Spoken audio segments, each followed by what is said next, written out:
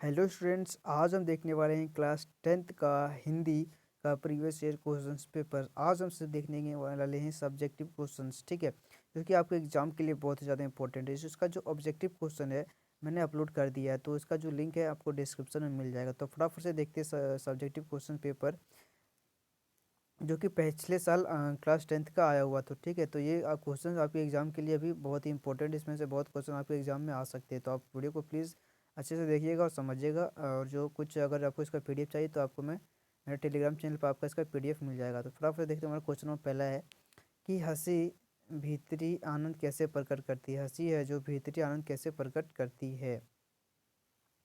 तो यहाँ पे इसका आंसर है कि प्रसन्न व्यक्ति अपनी प्रसन्नता की अभिव्यक्ति मुस्कुराकर करता है। यदि प्रसन्नता अधिक होती है तो उसकी मुस्कुराहट या खिलखिलाहट में बदल जाती है। वह उस समय सभी दुश्चिंताओं से मुक्त हो जाता है। हम व्यक्ति के व्यक्तित्व एवं स्वास्थ्य का आकलन उसकी को हंसी को देखकर कर लेते हैं उसकी की हंसी को देखकर कर लेते हैं।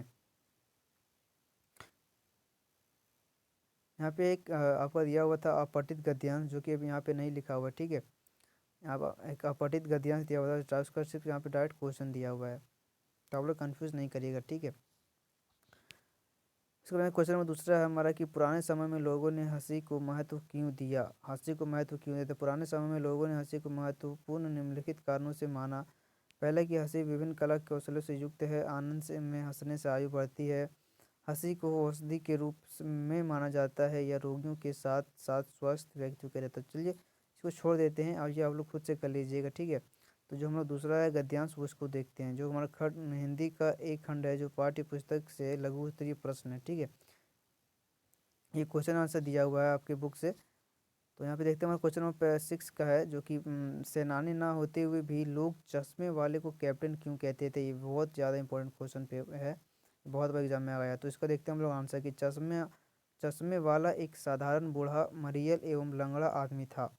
वह सेनानी भी नहीं था, किंतु उसके हृदय में देश एवं इस पर इस पर मर मिटने वाले शहीदों के प्रति बड़ा ही आदर था। इसलिए वह नेताजी की मूर्ति को रोज बदल बदल कर चश्मा पहनाता था। लोग उसके इस व्यवहार से प्रभावित होकर उसे कैप्टन कहा करते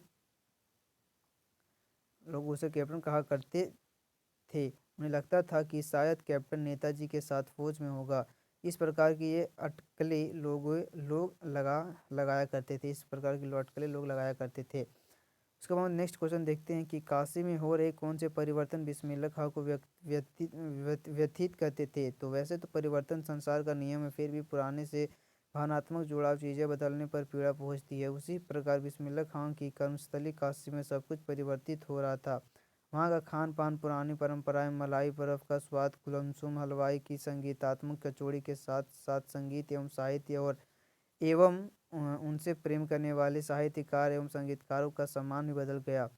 लोग अब उन सब चीज़ों को महत्व नहीं देते। वे जीवन के आखिरी पड़ाव में यह भी देख रहे थे कि हमेशा भाईचारा एवं प्रेम का संदेश देने वाले काशी में अब हिंदू मुस्लिम समुदायों में प्रेम भाव नहीं रहा।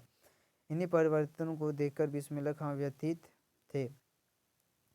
उसके बाद क्वेश्चन नंबर 8 है कि बच्चे की मुस्कान और एक बड़े व्यक्ति की मुस्कान में क्या अंतर है। तो ये बहुत ज़्यादा इंपॉर्टेंट क्वेश्चन है कि बच्चे और बड़े व्यक्ति की मुस्कान में क्या अंतर है। यहाँ पे हमारा जो आंसर दिया हुआ है कि बच्चे की मुस्कान बड़ी आकर्षक एवं आनंदित करने वाली होती है, चूँकि उसकी मुस्कुराहट में किसी प्रकार का छल कपट नहीं होता।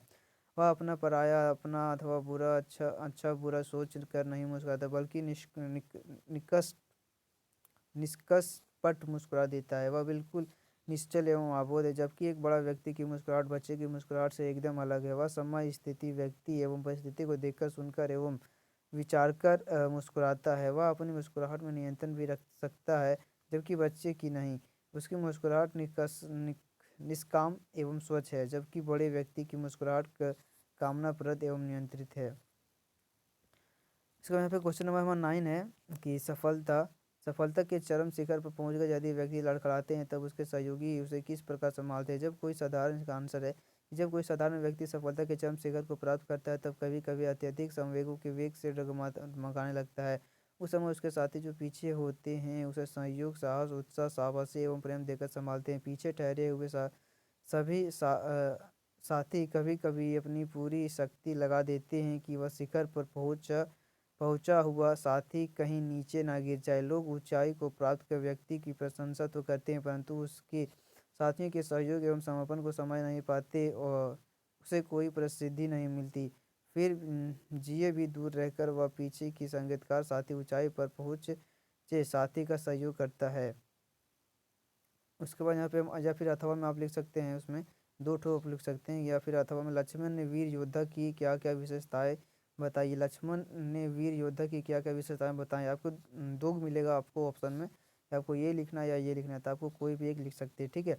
यहाँ पे दिया कि लक्ष्मण ने वीर योद्धा की निम्नलिखित विशेषताएं बताई हैं। पहला है वीर योद्धा अपनी वीरता युद्ध भूमि में प्रदर्शित करते हैं। वीर योद्धाओं ने अपने पराक्रम का परिचय बोलकर बताना नहीं सौंपता। उसके बाद यह है कि योद्धा धैर्यवान एवं सहनशील होते हैं। योद्धा कभी अपशब्द नहीं कहते हैं। मैं क्वेश्चन नंबर 10 है कि माता का आंचल पाठ में आए ऐसे प्रसंगों का उल्लेख करें जो जो आपके दिल को छू जाए। तो ये बहुत ज़्यादा इंपॉर्टेंट क्वेश्चन है। चलिए हम लोग देखते हैं इसका है आंसर क्या है। कि शिवपूजन सहाय द्वारा रचित उपन्यास देहाती दुनिया से लिया गया पाठ माता का आंचल में ढेर सारे ऐसे प्रसंग हैं जो मेरे हृदय को छूते हैं, जैसे पिताजी के साथ भोलेनाथ का अधिकांश समय व्यतीत करना। आजकल की भागती हुई दुनिया में माता पिता अपनी संतानों के लिए समय नहीं निकाल पा रहे हैं।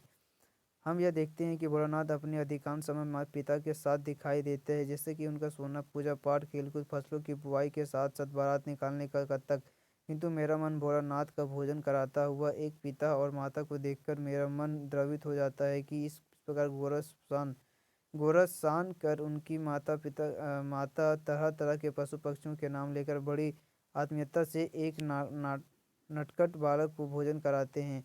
आज के समय में उस तरह के आत्मीय भाव से बच्चों को भोजन कराने का सारा जिम्मा मोबाइल और टीवी ने ले लिया है। यह देखकर मेरा मन बड़ा ही दुखी होता है।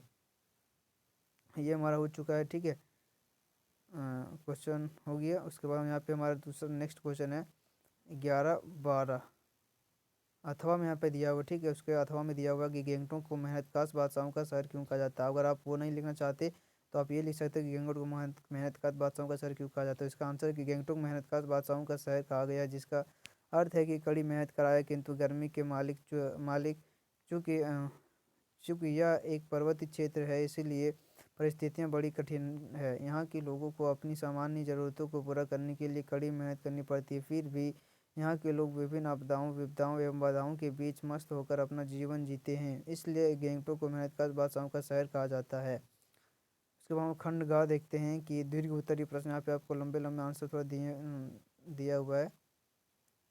यहाँ पर आपको एक लिखना है कि दिए गए संकेत बिंदु के आधार पर निम्नलिखित में से किसी एक विषय पर लगभग 150 शब्दों में निबंध लिखे। तो यहाँ पे आपको पहला दिया कि हमारा राज्य झारखंड में आपको 150 शब्द में थी लिखना। तो आप यहाँ पे देख सकते हो कि यहाँ पे हमारा जो लिखा हुआ कि पहले हम लोग परिचय लिखेंगे, फिर इतिहास, फिर सीमा, फिर निवासी। तो आपको क्या करना है, आपको ये स्क्रीनशॉट लेके आपको अच्छे से पढ़ना। अगर हम पढ़ने लगेंगे तो थोड़ा वीडियो लंबा हो जाएगा, तो आप इसको प्लीज़ अच्छे से पढ़ लीजिएगा, ठीक है। उसके बाद हम लोग देखते हैं और जो है एक निबंध हमारा वो दूसरा दिया कि निबंध यानी दिया परिश्रम का महत्व। आपको परिश्रम फिर आप तो आप परिश्रम का महत्व लिख सकते हैं। तो अगर आपको ये लिखना है तो आप इसको भी एक बार पढ़ सकते हो। तो मैं वीडियो को थोड़ा सा अच्छे से कर, आप इसको अच्छे से थोड़ा पढ़ लीजिए, ठीक है। उसके बाद यहाँ पे देखते हैं परोपकार। यहाँ पे कुछ दिया हुआ है इसमें अलग, तो वो छोड़ दीजिए। उसके बाद हम देखते हैं क्वेश्चन नंबर 12, ठीक है। कि अपने मित्र को एक पत्र लिखकर झारखंड की किसी ऐतिहासिक स्थल का वर्णन करें। आपको कोई पत्र लिखना है और आपको किसी झारखंड का स्थल की बात में लिखना है, ठीक है। तो यहाँ देखते हैं कि क्या है। यहाँ पे पहले दिया हुआ हमारा है, जो दिया हुआ है रांची। यहाँ पे रांची, यहाँ पे आप चेंज कर सकते हो कि आपका जो शहर का नाम है जो वहाँ पे आप लिख सकते हो, जो आपका ज़िला है, जैसे कि गिरिडीह, धनबाद, बोकारो, आप कुछ भी कर सकते हो। और जो जिस दिन आप जो लेटर लिखे हुए उस दिन का डेट। उसके बाद प्रिय मित्र अर्थ, यहाँ पे आप अपने दोस्त का नाम लिख सकते हो, ठीक है। उसके बाद यहाँ पे सप्रेम नमस्ते। उसके बाद हम लोग आगे लिखेंगे एक लाइन छोड़ के कि अभी अभी तुम्हारा पत्र मिला, यह जानकर प्रसन्नता हुई कि तुम लोग कुशल हो, हम लोग भी यहाँ कुशल सकुशल हैं, ठीक है। उसके बाद आगे है कि पत्र में तुमने झारखंड के किसी ऐतिहासिक स्थल के बारे में जानने को जिज्ञासा प्रकट की है। मैं इसी संदर्भ से तुम्हें बताना जा रहा हूँ कि यहाँ पे रांची में आप गिरिडीह करे हो, ठीक है। रांची में गिरिडीह शहर में से मात्र 10 किलोमीटर दूरी पर प्रकृति के सुंदर वातावरण में एक छोटी सी पहाड़ी पर स्वामी जगन्नाथ यहाँ पे आप कोई भी अपने जो शहर का है जो वो आप जगह दे सकती हो, ठीक है। जी का प्राचीन मंदिर, यहाँ पे आप कुछ भी चेंज कर सकते हो अपना। यह मंदिर यहाँ के साजा एनी सहदेव जी द्वारा लगभग 100 वर्ष पूर्व स्थापित की गई थी। वह प्राचीन मंदिर झारखंड की धरोहर है। प्रतिदिन यहाँ दर्शनार्थियों को मेला लगा रहता है। इस पहाड़ी के ऊपर से हम रांची के विहंगम दृश्य को हृदय से स्पर्श कर सकते हैं। प्रति वर्ष आषाढ़ मास में यह रथ यात्रा का आयोजन हुआ करता है। भारी भीड़ होती है, दूर दूर से पर्यटक आते हैं। कोरोना काल में मेला नहीं लगा था, इस वर्ष जोरदार मेला लगेगा। तुम सब मेला देखने आओ, बहुत मज़ा आएगा। पूज्य चाचा जी ने मेरा प्रणाम। और यहाँ पे अपना जो तुम्हारा अभिनंदन अभिनंदन अपना नाम जो है वो आप लिख लोगे, तुम्हारा अभिन्न मित्र, यहाँ पे आपका नाम। उसके बाद यहाँ पे क्वेश्चन नंबर 13 में दिया हुआ है कि छात्रों में शिक्षण के प्रति रुचि बढ़ाने के लिए लगभग 50 शब्दों में एक विज्ञापन तैयार करना। तो यहाँ पे आप एक विज्ञापन तैयार कर सकते हो, पोस्टर बना के बनना। यहाँ पे लिखा कि बढ़े चलो सबका है अधिकार, पूरी शिक्षा पर पूरा प्यार, अपने बच्चों बच्चियों को स्कूल भेजिए। शिक्षा अच्छा नागरिक बनाती है और अच्छी नागरिकों से बनता है उत्तम देश। शिक्षा ही विकास की नींव है, पढ़िए और पढ़ाइए। सर्व शिक्षा अभियान के अंतर्गत जनहित में जारी। आपको कुछ कुछ अच्छे से लिख देना है, जैसे कि आपको पोस्टर बनाने का काम मिले तो आपको पोस्टर ऐसे बनाना है। यहाँ पे आपको एक अथवा में दिया हुआ है कि आप उस पर बना पोस्टर, या तो आप इस पर बना सकते हो कि स्वास्थ्यवर्धक पेय सामग्री बनाने वाली कंपनी में, या आप लिख सकते हो इसमें स्वाद भी और सेहत भी, प्रोटीन स्वास्थ्य पेय, प्रोटीन स्वास्थ्यवर्धक पेय, प्रोटीन विटामिन और आवश्यक मिनरल से भरपूर। आपको यही तो, या तो आप कर सकती हो, ठीक है। तो यहाँ पे जो हमारा है सब्जेक्टिव क्वेश्चन कंप्लीट हो गया है, ठीक है। यहाँ पे सब्जेक्ट क्वेश्चन हमारा कंप्लीट हो गया। तो गाइस अगर वीडियो आपको तो अच्छा भी लगा तो वीडियो को लाइक कर दीजिएगा, चैनल को सब्सक्राइब कर लीजिएगा। तब तक के लिए